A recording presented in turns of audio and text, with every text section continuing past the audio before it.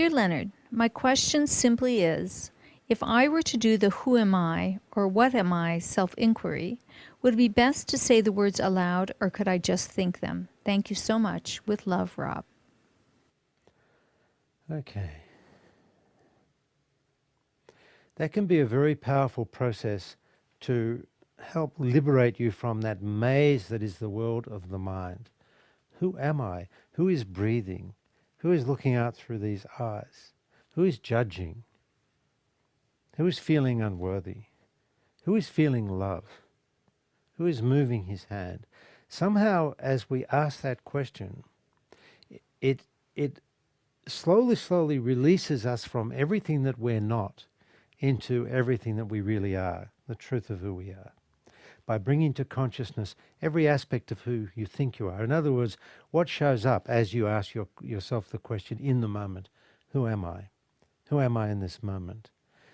My suggestion is to speak the words not necessarily aloud, but at least a whisper. Because if you just think it, then it's going to keep circulating in the mind, as you're really wanting to transcend the mind, and the mind that understands, the mind that thinks. It's as if you're witnessing who you are in response to these questions. Who am I? Or what am I? I'm not sure about that question, but who am I in this moment? As you witness it, at the same time, you are the witness. You're the one witnessing who you are in each moment, which opens up that space of presence, which is the witness. Who is witnessing? I am. Judgment is being witnessed. Unworthiness is being witnessed. Here I am judging. Here I am feeling unworthy. Here I am feeling angry. Here I am blaming. Who is blaming? Who is blaming? Or who is looking, who is present in this moment with a tree or a flower? I tend to separate those two questions. In truth, who am I? When I'm truly present in this moment of now, who am I? Who are you in this moment of now? It's really a very simple question, and you have to answer from presence, from silence. And then the second question is, well, who have you become on this journey through time, through separation that you call your life? Perhaps over many lifetimes, who have you become? Because who you have become is radically different from the truth of who you really are. So the truth of who you are when you're present, who am I when I'm present? Who am I in this moment of now? In this moment of now, I am love. My hand is moving. I am present through my eyes. I am silence. I feel peace. I am peace. I'm speaking from presence. Who am I in this moment of now? There's not much you can say. It's all coming from the moment, arising as in the moment.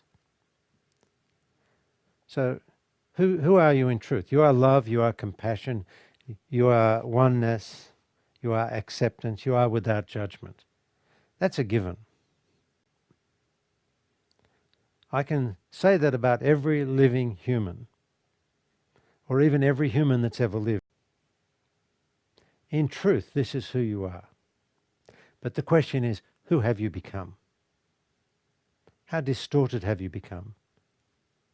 How far have you wandered from the truth? How far have you become lost in a world of your own ideas and beliefs?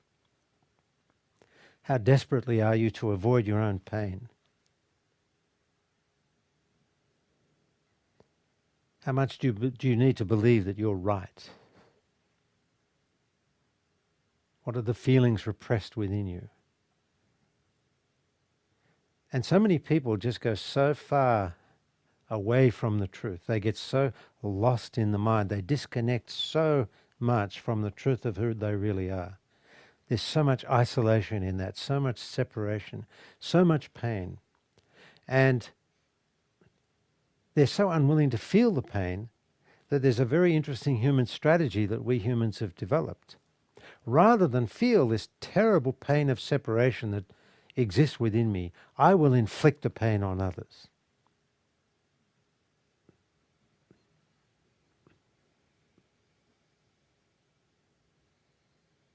Deep down, I feel so powerless that I will claim power over others and control others, abuse others, destroy others,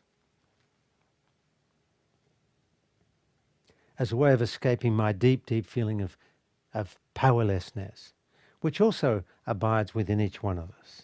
If I'm really busy and I have to use my mind a lot because I'm busy and I have to use my mind, I don't worry about being present. I'm busy. Don't bother me, present moment. I'm busy. But the present moment knows that I'll come back. I'm not going very far and I'm not really disconnecting from presence because I know where the truth is. And I never disconnect from the truth or the present moment fully, no matter how busy I am. And we have to all learn that art. But even if you're really busy at work, you work 12 hours a day in the office, that's okay. But every hour, take 1 or 2 minutes off your busy schedule, drop everything and be present with something that's in front of you. Just relax, let it go, just be present. And every now and then whisper to the present moment or something in the present moment. It could be the flowers. It doesn't matter what it is. It could be this chair. It really doesn't matter. But every now and then, your duty as an awakening being is to wink at something in the present moment and say, I know where the truth is. It is here with you, and I will not abandon you again. It's true I get busy sometimes, but I'm not forgetting you. I will never forget the truth again. I will never allow myself to go so far into my mind or my story that I disconnect from knowing where the truth is. I do not want to get lost in my story again. I can be busy, no problem. But I'm not going to get lost in the story. Because I've been lost in the story for thousands of or hundreds of lifetimes. I found my way out of the story. I'm not getting lost again. Can anyone go along with that? Anybody want to join me in that one? Okay. David, put your hand up. Yes, sir.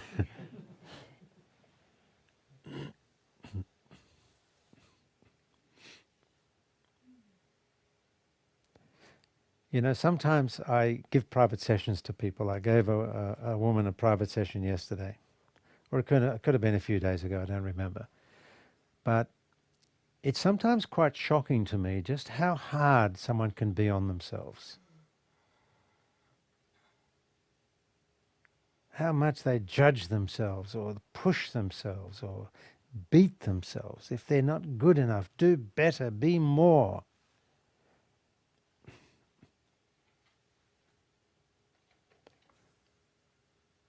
And it creates such an internal conflict.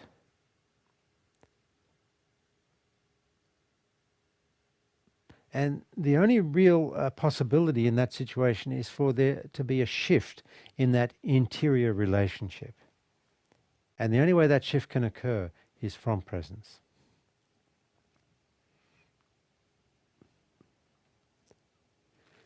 Awakening is totally dependent upon you coming into right relationship with every aspect of yourself, no matter what, including your migraine headache, including the fear that somebody was asking a question about, including judgment, including your unworthiness, including your repressed feelings, anger, rage, hatred. You have to come into right relationship with hatred. You have to bring the energy of love to hatred. How the heck do you do that? You have to bring the energy of acceptance to judgment. How do you do that? When you're present, you are love. You are acceptance. You are compassion. You are allowing. There is no judgment. So it's from presence you encounter, reveal all these different aspects of yourself that have been creating so much difficulty for you. That you've been judging, condemning, denying, trying to fix, hiding.